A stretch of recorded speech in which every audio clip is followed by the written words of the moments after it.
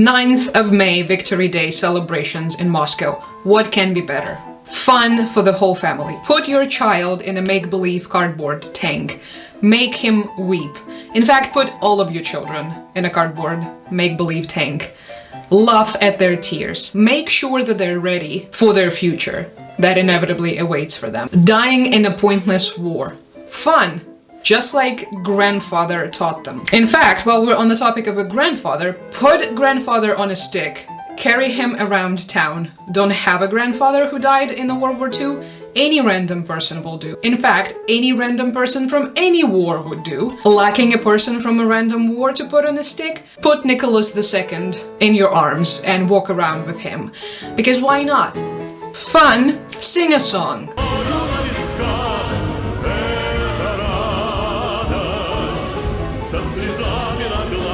Sing 10 songs.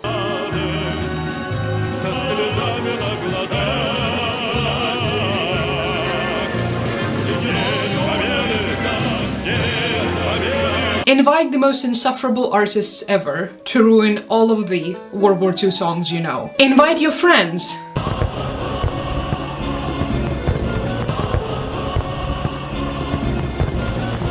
Tell them to put their grandfathers on sticks too. Make sure that it's exactly the kind of friends that you would like to have over. Make sure that it's the kinds of friends who share your values, and it's the kind of friends who also understand that we have long gone from believing in the never again slogan, and we're now fully in the we're gonna do it again type of situation. In fact, we're doing it right now, and you cannot do anything to stop us. Thousands of people are dying daily.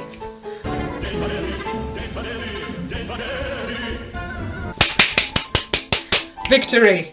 I love this for all of us. I love it for tens of millions of people who were killed in that war and who were supposed to be commemorated during this date. I love it for the rest of us who had this day appropriated from us by the Russians, because for some reason right now it's a Putin celebration. And I obviously love it for the geopolitics of it all, because what a nice reason to summon a coalition of the global supervillains into one place. If the entire gang suspiciously reminds you of the opening scene of the Naked Gun movie, it's probably by design. Listen to me. Killing a few hostages is not sufficient. The Americans must be made to suffer. I mean, look at all of those glorious, strong, independent world leaders, many of whom arrived to the Victory Day parade for the first time since the beginning of the Russian full-scale invasion of Ukraine in 2022. Of course, all of these brave, wonderful, wise, incredible, impeccable, independent, broad-shouldered, beautiful, not really, leaders would only arrive to Moscow now because they feel like it. Not for any other reason, not because America now allows it. Go, BRICS, go! Alright, so some of them are there to demonstrate that things are going back to business as usual with Russia because America now allows it. BRICS. Some of them are there because Kremlin owns them. For instance, Slovakia's Prime Minister Robert Fico, after the European Union's very strong reaction to his going to Moscow on 9th of May, said, "Nobody can order me where to go or not to go. Except for Vladimir Putin." Some of them are also there because they want to belong to Kremlin. It's like a sales pitch to some of these people. It's like, hey, we're such a wonderful country. Money, please. Also, there are some people in the attendance who are there to indicate that they're the ones who own the Kremlin. 我在北京 That the Kremlin belongs to them and not to that other woman from across the Atlantic. If you know, you know. Some of them probably don't have any friends. Some of them must enjoy the war crimes. I guess, it's hard to say. What unites all of these people together? The fact that they're all now legitimate targets. I'm kidding. Also, I have no way to control it. So, whatever happens, happens. Notable absentees include North Korean Kim Jong-un, who is currently preparing for a meeting with Trump, and also has some schedule clashes. Sad, but understandable. We're gonna let this one slide. Where is Viktor Orban? Viktor, Vitya, where are you? Probably stuck in a tanning bed somewhere. The 9th of May victory celebration has been turned into the 9th of May victory abomination some time ago. In fact, it's a very telling sign of Putin's Russia in particular, the way they've been treating the Soviet victory in the World War II. It has all of these classic signs of complete and utter degradation. The entire day, which is supposed to be, first and foremost, in my humble opinion, a memorial day for tens of millions of people who were killed, they had turned into whatever this is, which is extremely saddening, but also not surprising. The first time the Victory Day was turned into a propaganda outlet was during the Soviet times. Surprisingly, not right after the victory. In fact, for about 2 decades after the victory in 1945, the 9th of May wasn't even a state holiday in the Soviet Union. It was kind of forgotten. It was celebrated locally. For instance, in Moscow, there would be this gathering of the veterans of the war in front of the Bolshoi Theater, which was just the people who fought, gathering around, having a little drink, talking to each other, reminiscing, nothing else. Then in 1965, someone told Brezhnev that it's time to change that. For various reasons. One of the most believable ones is the fact that Brezhnev just liked celebrations and parades. Another one is that by that point in time it started to become glaringly obvious that the ideological whole and the entire "we're building communism" situation becomes apparent to everyone, and they need some other ideological substance to replace the non-existent, impossible to build communism with. And so they're like, hey, let's do the parade. Remember how we did the parade? Remember that one cool thing we did in the 1940s when we defeated Hitler? Yes, and nothing else. And nothing else.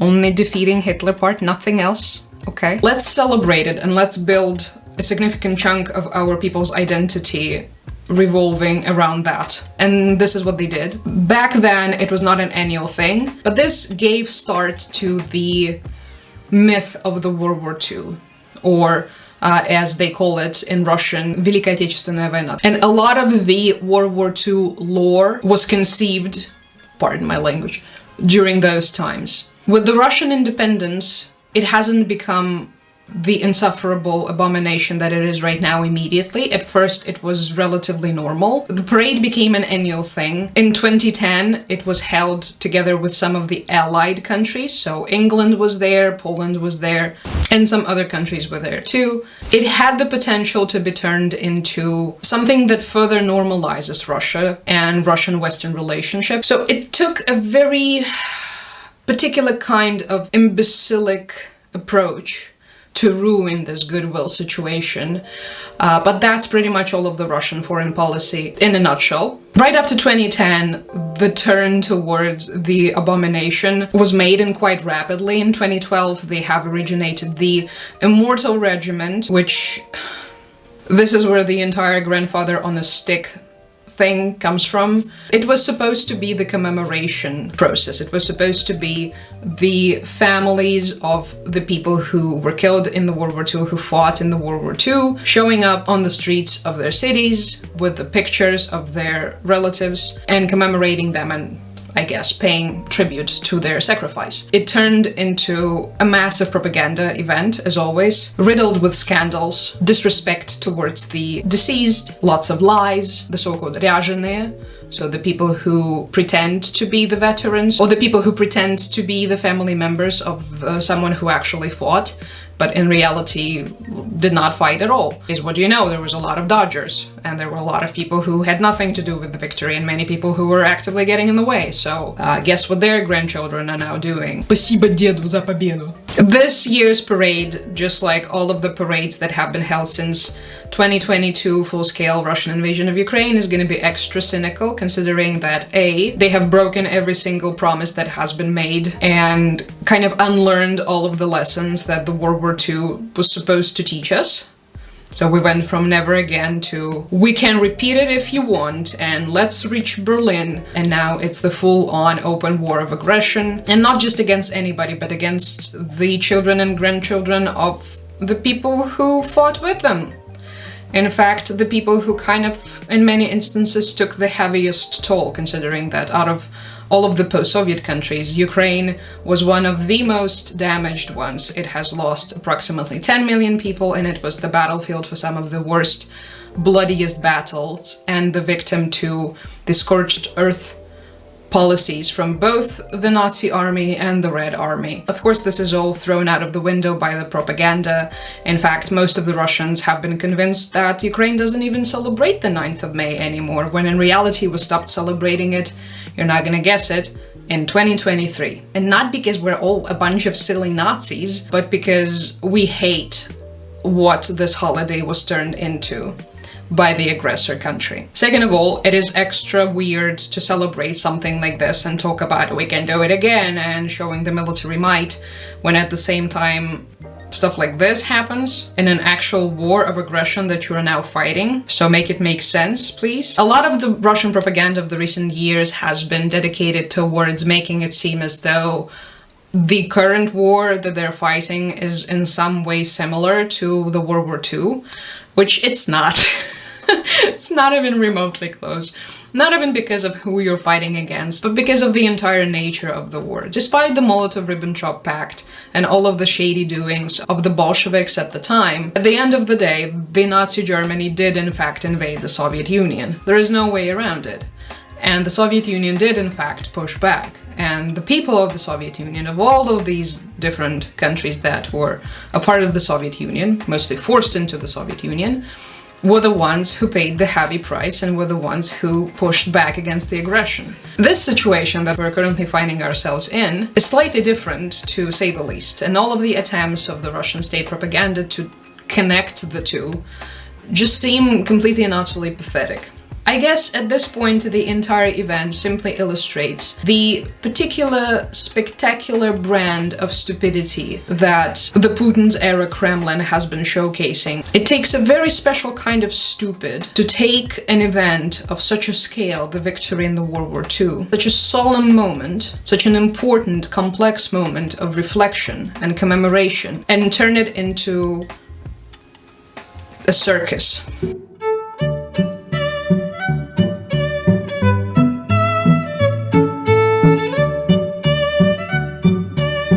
A circus filled with people, for many of whom this event means absolutely nothing. And the circus that has your key allies in that war that you claim you have won missing, because you are currently fighting an open war of aggression against them. It takes a very special kind of stupid to be on your way to the integration with the wider world, to building stronger economic relations, cultural ties, and lose it all overnight and be left with a bunch of grifters and losers, people who want to use you, people who want to be used by you, in what seems to be a closing act of this self-inflicted gunshot wound to the head that the Russian government randomly did in February of 2022.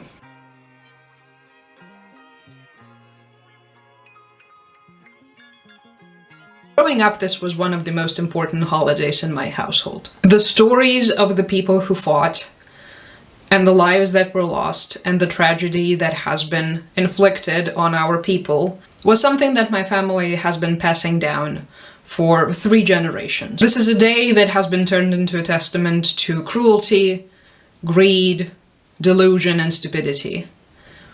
And it makes me extremely sad.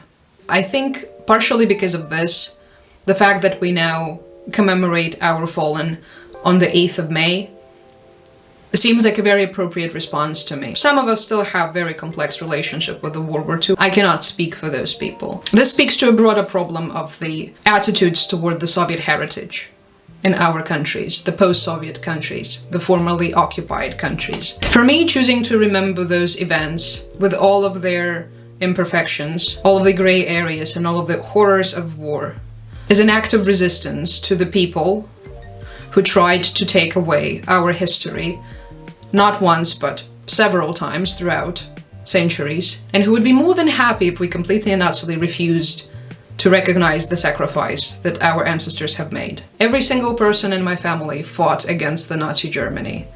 Many were killed, including my great-grandmother, who was hanged by the Nazis. Some of my family members were taken into Germany as slave laborers. All of them suffered from the scorched earth tactics used by both the Nazi Germany and the Red Army in the fights that commenced on the territory of what now is modern Ukraine. When we say never again, and we use this image in particular, it means never again for all of us, no exceptions. It doesn't mean never again but just for us. It doesn't mean never again but just for the people that we like. It doesn't mean never again unless we decide to do it again. It means never again. And I will always stand by it, no matter how many Naked Gun movie villains decide to visit Moscow on the 9th of May. Thank you for watching.